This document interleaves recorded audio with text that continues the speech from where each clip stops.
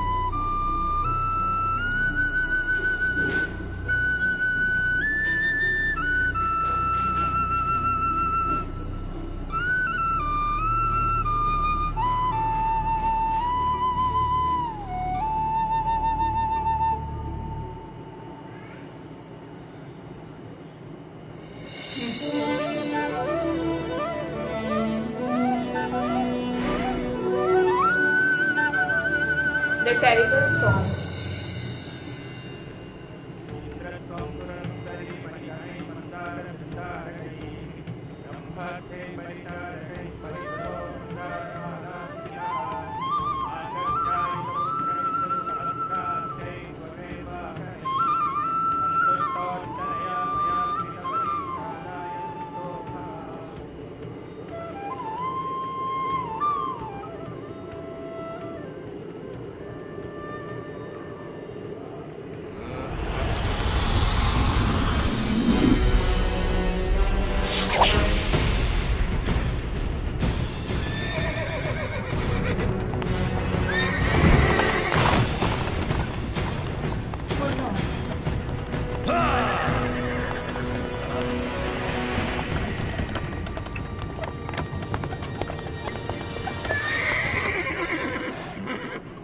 पृथ्वी पर मनुष्य आपको प्रसन्न करने के लिए यज्ञ कर रहे हैं देवराज इंद्र।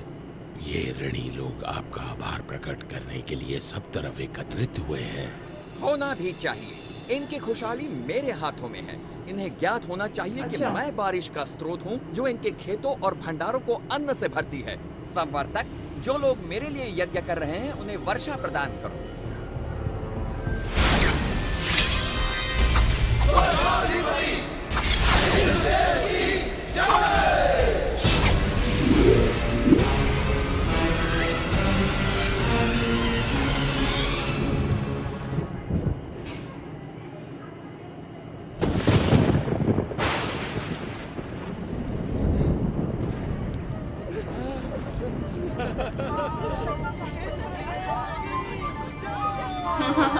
अच्छा, ये बारिश की पूजा हो रही है।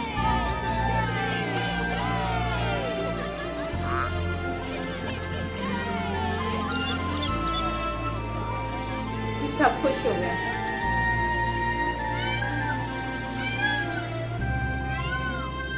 वैसे ये बात सच है, जब बारिश होती है तो सब लोग कितना खुश हो जाते हैं। पृथ्वी से आ रहे इस कोलाहल को सुनिए देवराज इंद्र। आप सचमुच सबसे शक्तिशाली हैं। स्वर्ग का देवता हूँ, इंद्र जो हूँ मैं। इंद्र, तुम अपनी मर्यादा भूल रहे हो। तुम केवल अपने कर्तव्य का पालन कर रहे हो। भगवान विष्णु का आदेश पूरा कर रहे हो। मैं जो चाहूँ करूँगा। मैं किसी का आदेश नहीं मानता। इंद्र, मैं तुम्हारा शिक्षक हूँ।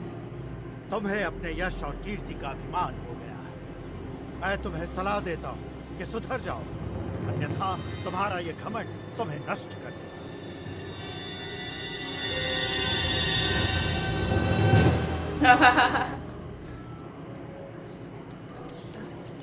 संभाल के ले चलना।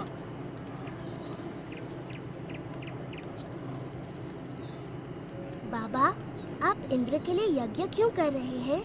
हमें इंद्र को प्रसन्न करने के लिए हर साल ये यज्ञ करना ही पड़ता है ताकि वो हमें बारिश दें। वैसे ही जैसे हर वर्ष हमें महाराज कंस को कर चुकाना पड़ता है। अरे नहीं बच्चों, इंद्रदेव बुरे नहीं हैं। वो तो बारिश के देवता हैं। पानी जीवन के लिए अति आवश्यक होता है, इसीलिए हम हर साल यज्ञ के द्वारा इंद्रदेव की पूजा करते हैं। परंतु बाबा, वो तो उनका कर्तव्य है। वो तो भगवान विष्णु के आदेश का पालन कर रहे हैं। देखो कृष्णा, ये बहुत पुरानी प्रथा है और हमें इसे तोड़ना नहीं चाहिए। बाबा, फिर हम धरती की पूजा क्यों नहीं करते जो हमें सब कुछ देती है, और सूर्य की जिससे जीवन मिलता है, और यमुना की क्यों नहीं? अच्छा कृष्णा, तुम सही कहते हो, लेकिन ये संभव नहीं है। हम सदियों से चलती आ रही इस प्रथा को अकस्मात ही तोड़ नहीं सकते बेटा। परंतु बाबा, क्या हमें आंखें बंद करके प्रथाओं को मान लेना चाहिए? वो तो भगवान विष्णु हैं, जो इंद्र और सभी देवताओं को शक्ति प्रदान करते हैं। कृष्ण बिल्कुल सही कह रहा है। सभी देवता भगवान विष्णु के आदेशानुसार काम करते हैं, और वैसे भी वेदों में इंद्र के लिए अलग से यज्ञ का विधान नहीं है। हम ग्वाले हैं, हमारी संपत्ति हमारी गायें हैं, और वो भोजन के लिए निर्भर करती हैं इस गोवर्धन पर्वत पर। हम भी सभी चीजों के लिए गोवर्धन पर निर्भर करते हैं, इसलिए हमें गोवर्धन की पूजा करनी चाहिए, ना कि इंद्र की। मेरे वृंदावन के प्यारे मित्रों, हम सबको गोवर्धन पर्वत का हृदय से आभारी होना चाहिए। आप स्वयं ही देख लीजिए गोवर्धन पर्वत के इन चमत्कारों को, जो वृंदावन का जीवन है। हमारी गायें इसके जंगलों की घास चरती हैं और हमें मीठा मीठा दूध देती हैं। इसके झरने हमारी प्यास बुझाते हैं। इसके मैदानों में हमारी फसलें और फल उगते हैं। इसकी मतलब मिट्टी जमीन से की बने बात कर घर रहे हैं। हमें सुरक्षा देते हैं। मित्रों, हमारा जीवन इंद्र पर निर्भर नहीं करता, बल्कि गोवर्धन पर्वत पर निर्भर करता है।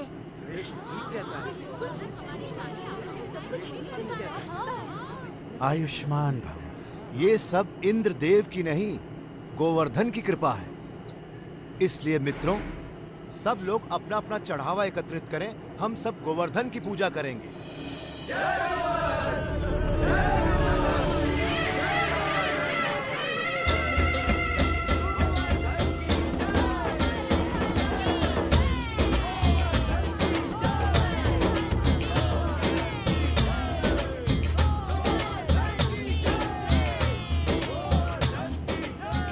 मैं गोवर्धन हूँ। मैं तुम्हारी प्रार्थना से बहुत गोवर्धन। प्रसन्न हूँ। अगर तुम सभी अपने पशुओं के साथ मेरी परिक्रमा करोगे तो मैं बहुत प्रसन्न होऊंगा।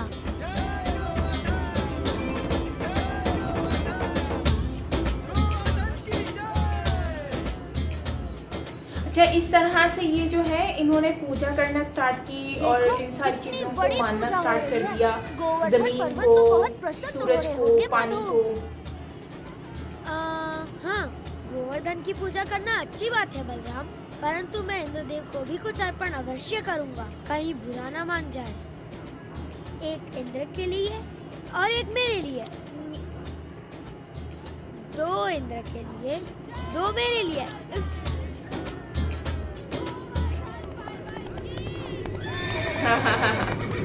देखिए तो, वृंदावन वासी खुद ही कहा गोवर्धन गया। पर्वत की पूजा कर रहे हैं।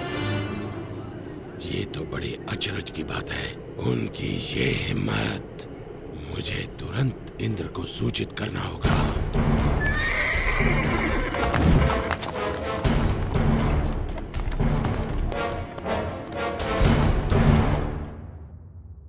आओ आओ संवर्तक, मेरे साथ मेरे भक्तों द्वारा चढ़ाए गए चढ़ावे का आनंद लो।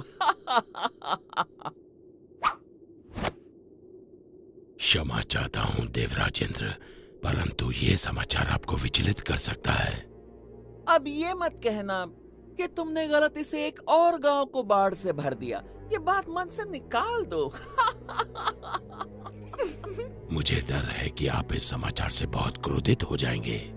देवराज, वृंदावन गांव के वासियों ने आपकी बजाय गोवर्धन पर्वत की पूजा शुरू कर दी है। क्या?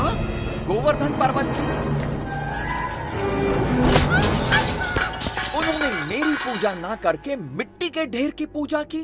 वो ऐसा कैसे कर सकते हैं संवर्तक? वो भी मुझसे बारिश का उपहार पाने के बाद? ऐसा सुना है कि वो एक नादान लड़के के बहकावे में आ गए हैं। उपहास मत करो संवर्तक। क्षमा चाहता हूँ देवराज, लेकिन यही सच है। नंद के पुत्र कृष्ण ने अपनी चमत्कारी शक्तियों का प्रयोग करके वृंदावन के वासियों को बहका लिया है। अच्छा, उन्होंने मेरा आदेश मानने के बजाय एक नादान की बातों को माना। इन लोगों का दिमाग खराब हो गया है। देखना अब इन पर मेरा कहर बरसेगा। सुनो संवर्तक। जी देवराज। जाओ और वृंदावन को डुबो दो, गोवर्धन के त्योहार को बर्बाद कर दो और वृंदावन के वासियों को इस दुस्साहस की सजा दो।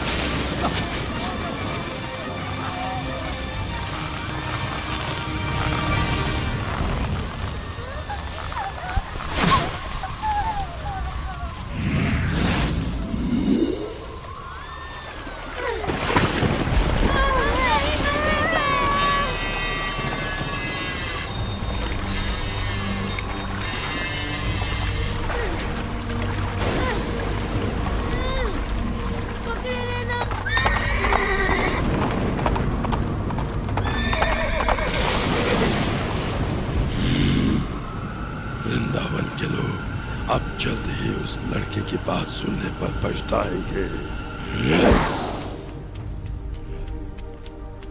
इंद्रदेव हम सभी का विनाश करने पर तुले हैं। कुछ करिए नंद महाराज। मेरे प्यारे कृष्ण, मैं जानता हूँ तुम हमारा हित ही चाहते थे, लेकिन तुमने इंद्रदेव को कुपित कर दिया। हमें इसी समय उनसे क्षमा मांगनी चाहिए। परंतु बाबा इंद्र। रुको बलराम, बाबा ठीक कहते हैं। ये सब मेरी सलाह के कारण कष्ट भोग रहे हैं। अभी भी देर नहीं हुई, हम इंद्र से क्षमा याचना कर सकते हैं। रुको, कृष्ण कभी भी हम पे या हमारे वृंदावन पे आँच नहीं आने देगा, कभी नहीं। आपने सच कहा माँ। आप सब के लिए मेरा प्रेम इंद्र की इस दुष्टता से बहुत बड़ा है।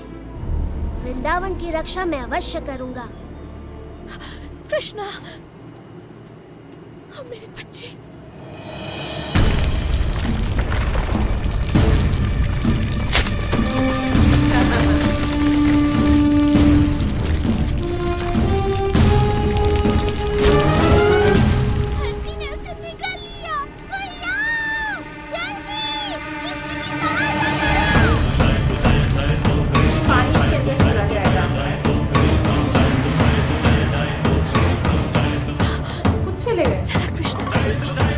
देखो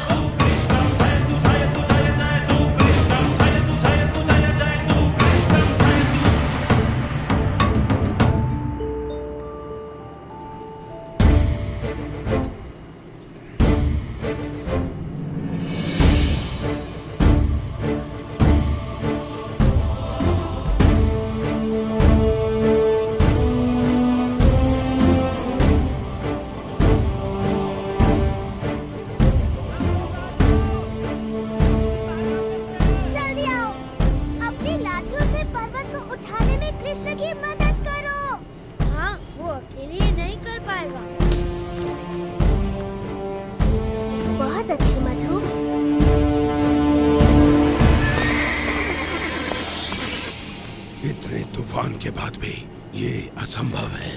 यदि हम इंद्र के आदेश अनुसार इस छोटे से गांव को तबाह नहीं कर पाए तो वो हम पर कोई दया नहीं करेंगे।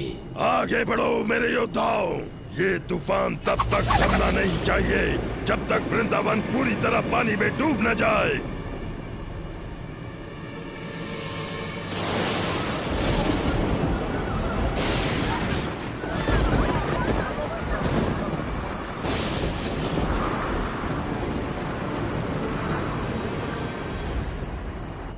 ठीक, बर्बाद करके रखना चाहते हैं।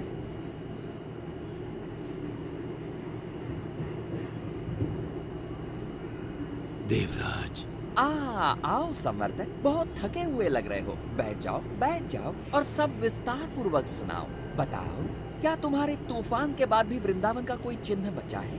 देवराज, आपके योद्धाओं ने पिछले 6 दिन और 6 रातों से तूफान मचा रखा है, जिसमें आग की तरह बिजली कड़क रही है और घनघोर वर्षा हो रही है।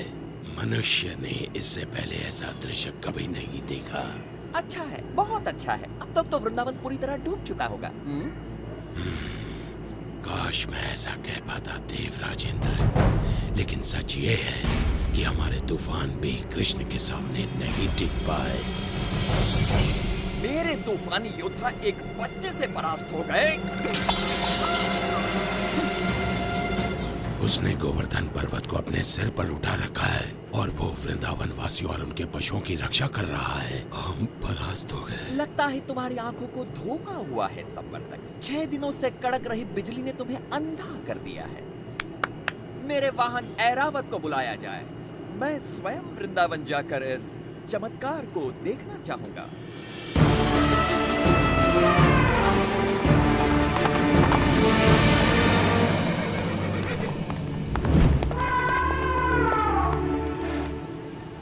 वाह, अच्छा, मतलब अभी खुद जा रहे हैं देखने के लिए।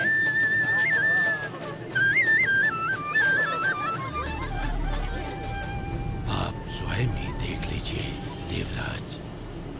यदि कृष्ण अपने आप को भगवान समझता है तो अब वो ये जान जाएगा कि कौन शक्तिशाली है, वो या फिर इंद्र।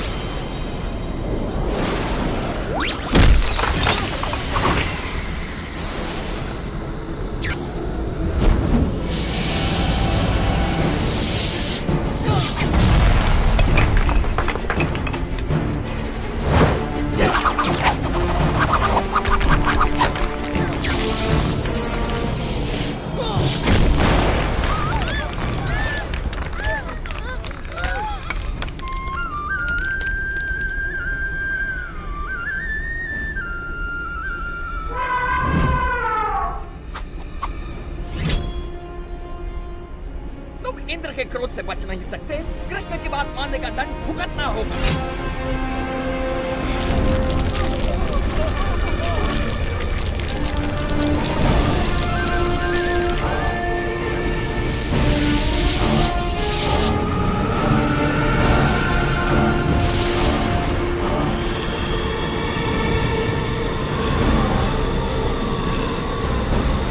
मतलब वो सारी कोशिश कर रहे हैं और हर चीज कर रहे हैं, लेकिन कृष्ण जी तो अपनी मानसूनी में मस्त है और सब लोगों को रिलैक्स भी रखा हुआ है। इंद्र कुछ नहीं बिगाड़ सकते, भय मत करो।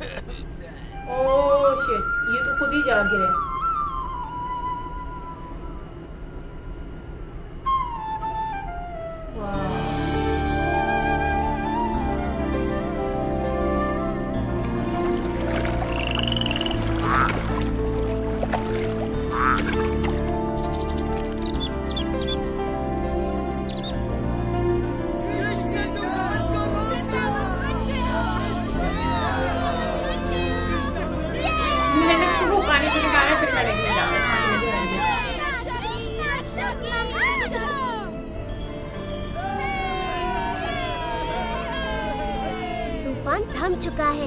आप गाँव वासियों के साथ खुशी मनाने क्यों नहीं जाते? पर कृष्ण, क्या तुम अकेले इस पर्वत को उठाए रख सकते हो? नादान मत बनो हाँ, ये कितना खुशी हो रही है। छोटे बालक हो, पहले तुम बाहर निकलो। आप बहुत दयालु हैं।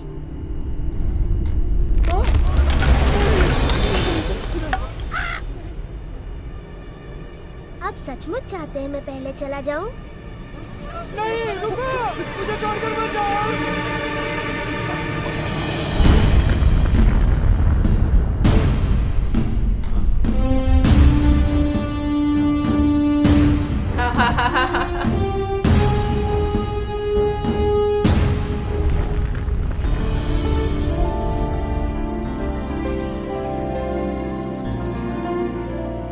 हम तुम्हारे आभारी हैं। तुमने हमें बचा लिया कृष्ण। हम सुरक्षित हैं। आभार मेरा नहीं, गोवर्धन पर्वत का मानिए।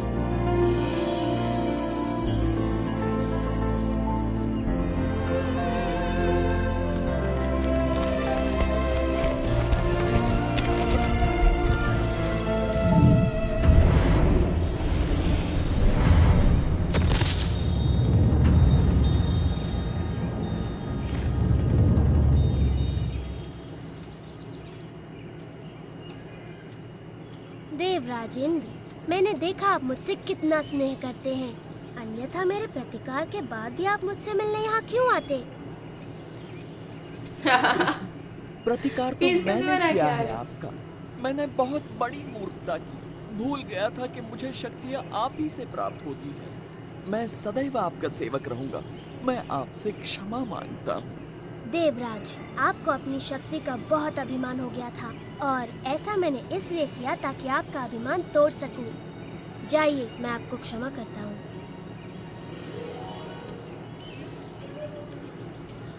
हाँ, इतना असाधारण बालक हमारे साथ यहाँ वृंदावन में रहने आया है।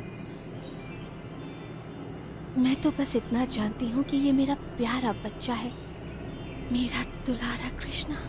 कृष्णा की जय हो, जय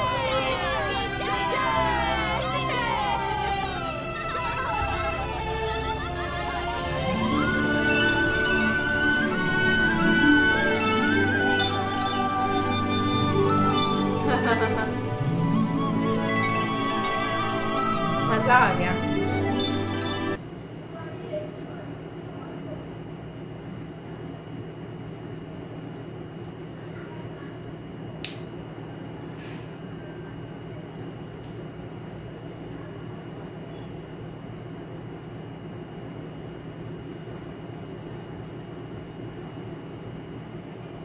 वाह, अमेजिंग गाइस। वीडियो में जो कृष्ण जी के बारे में हमने एक छोटी सी चीज़ देखी, छोटी सी मतलब कि वैसे तो उनके बारे में बहुत कुछ है जानने के लिए, लेकिन इस वीडियो में हमने एक मतलब उनके बारे में कुछ जाना, थोड़ा बहुत जानने की कोशिश की। और ये एक उनकी इतनी सारी खूबियों में से एक चीज़ थी कि वैसे तो बहुत शक्तिशाली थे, काफ़ी उनको माना जाता है, लेकिन सबसे बड़ी बात यह है कि वृंदावन में मतलब कि वहाँ पर जो तूफ़ान आया, तूफ़ान जो है वो कौन लाया? जिनको उन्होंने खुद ही शक्ति दी थी, अथॉरिटी दी थी, तो उनको भ्रम हो गया था और उन्होंने क्या किया, पहले तो बारिश बरसाई और उसके बाद जब उनको आइडिया हुआ कि कृष्ण जी को लोग मानते हैं और वो उनके कहने पर पूजा कर रहे हैं। अब मुझे एक बात मेरे माइंड में कॉन्सेप्ट क्लियर नहीं हुआ, ये गोवर्धन क्या है? गोवर्धन लाइक ज़मीन को कह रहे हैं या फिर वो पहाड़ जिसको उठाया था उन्होंने उसको कहा जाता है? ये अगर आप मुझे क्लियर कर देंगे तो बहुत बहुत धन्यवाद होगा आपका। सो इस वीडियो को देखकर आइडिया हुआ कि किस तरह से कृष्ण जी ने जो है वो इस चैलेंज को लिया, सबकी उम्मीदों को पकड़ के रखा और उनकी जो वालदा है मतलब अम्मी मदर हैं, उन्होंने किस तरह से जो है अपने बेटे पर भरोसा किया कि वो हमें मुश्किलात में नहीं डालेगा, और वाकई में ऐसा ही हुआ। एंड यस, मुझे तो बहुत अच्छा लगा वीडियो देखकर, यकीनन आपको भी अच्छा लगा होगा, आप लोगों ने भी इंजॉय किया होगा। और जिस तरह से उन्होंने तूफ़ान को रोका, हर तरह से कोशिश की तूफ़ान लाने की, सब कुछ करने की, लेकिन कृष्ण जी को पता था कि इस ज़मीन के अंदर मैं इनको लेकर जाऊंगा और यहाँ पर कोई कुछ नहीं कर सकता, और वही सारी चीज़ें हुई और लोग जो हैं वो सेफ़ हो गए। उन्होंने फिर जो है वो फिर बाद में हरियाली आ गई और ये सारी चीज़ें। तो इस वीडियो से मुझे एक चीज़ जानने को मिली, एक तो ये मिली कि आप जो है वो ज़मीन से अनाज मिलता है, हर चीज़ मिलती है, तो आपको ज़मीन को पूजा करनी चाहिए, लाइक उसकी रिस्पेक्ट करनी चाहिए। सूरज से रोशनी मिलती है जिससे हमारे खाने और खेत वगैरह भी हरे भरे होते हैं, तो इसलिए उसकी भी जो है वो बहुत ज़्यादा वैल्यू रिस्पेक्ट है एंड उसको भी मानना चाहिए। और दूसरा पानी हमें ज़मीन से मिलता है और बहुत सारी चीज़ें होती हैं, तो ये सारी चीज़ें हैं। और इसके अलावा कृष्ण जी की शक्ति के बारे में आइडिया हुआ कि उनकी कितनी शक्ति है, उनको कितना लोग जो है वो इस चीज़ को मानते हैं और करते हैं। सो खैर गाइस, उनके तो बहुत सारी चीज़ें हैं जानने के लिए, और जितना हम जानेंगे और उतना ही अट्रैक्ट होते जाएंगे।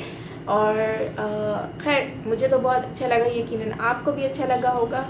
अच्छा लगा हो तो लाइक कर दीजिएगा और शेयर कर दीजिएगा, और अगर आप कोई अच्छी अच्छी वीडियोस मुझे सजेस्ट करना चाहते हैं, शेयर करना चाहते हैं, तो ज़रूर कीजिएगा, मुझे बहुत अच्छा लगेगा।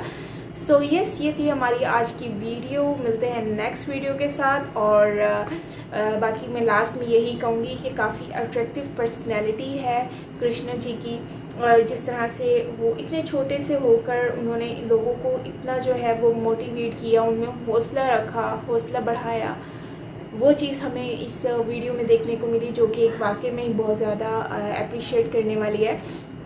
वीडियो बहुत अच्छी बनाई गई है, काफ़ी लोग जो हैं वो इस वीडियो को देख रहे हैं और बहुत ज़्यादा खूबसूरत तरीके से, चाहे बच्चे भी देख सकते हैं वीडियो, क्योंकि ऐसे बनाई गई है कि बच्चे भी देख सकें और सब लोग देख सकें। सो अच्छा, शुरू में थोड़ा सा मुझे ना लग रहा था कि यार कितनी लंबी वीडियो है, लेकिन जब मेन वो ज़मीन उठाने वाला आया ना, वो सारा तूफ़ान वाला, वो सारा जब मैंने देखा, मुझे फिर वो एक्साइटमेंट और ज़्यादा बढ़ने लग गई कि ये वीडियो मैं पूरी देखूं, कंप्लीट देखूं। और एंड कब हो गया मुझे पता ही नहीं चला, मुझे लगा अभी भी कंटिन्यू रहेगा। तो खैर जब वो कृष्ण जी पैदा नहीं हुए थे तब से ही उनके लिए मुश्किलात पैदा किए जा रहे थे, लेकिन जैसे जैसे अभी जैसे तूफ़ान में सब लोगों को लेकर पानी में डुबो दिया कि क्यों ये हमारे खिलाफ़ क्यों जा रहे हैं, कृष्णा की बातें क्यों मान रहे हैं, तो ये सारी चीज़ें हमें नॉर्मली भी देखने को मिलती हैं। एनीवेज़, ये थी हमारी आज की वीडियो। आपका क्या कहना है इस वीडियो के बारे में, कृष्ण जी के बारे में? सो मुझसे ज़रूर शेयर कीजिएगा, अच्छा लगेगा। और मुझे बहुत खुशी हुई कि मैंने काफ़ी चीज़ें हमने जानने की कोशिश की, जानी भी कृष्ण जी के बारे में। सो मिलते हैं नेक्स्ट वीडियो के साथ। Till then take care, bye bye.